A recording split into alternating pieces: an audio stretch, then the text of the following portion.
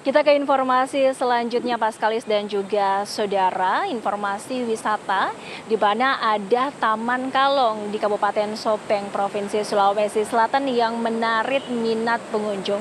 Di taman ini tidak hanya bisa menikmati keindahan taman, tapi juga pengunjung bisa melihat ribuan kelelawar yang hidup di sana. Berikut informasinya. Taman Kalong berada di alun-alun Kota Watan Sopeng, ibu kota Kabupaten Sopeng. Jaraknya sekitar 180 km dari kota Makassar, pusat kota di Sulawesi Selatan.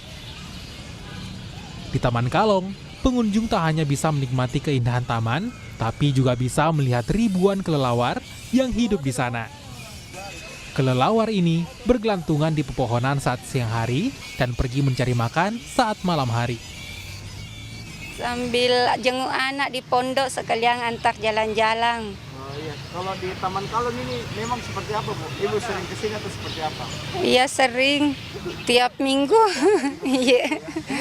Karena tempatnya asri, terus nyaman kalau misalnya mau baca buku dan lain sebagainya. Bisa dilihat beberapa hal kayak kelelawar besar begini kan, banyak untuk orang kayak bilang, oh ternyata Indonesia punya hal yang kayak begini di satu provinsinya, kayak gitu. Ribuan kelelawar ini sudah sejak lama tinggal di daerah ini dan terus bertahan hingga kini. Terlepas dari habitat hidupnya, banyak cerita rakyat alias legenda yang menghiasi mengapa kelelawar ini tetap bertahan di pohon asam di jantung kota Watan Sopeng. Kelelawar konon bisa memberi tanda bencana pada warga di masa Raja Sopeng pertama, Latem Mamala. Rama Pratama, Kompas TV, Sopeng, Sulawesi Selatan.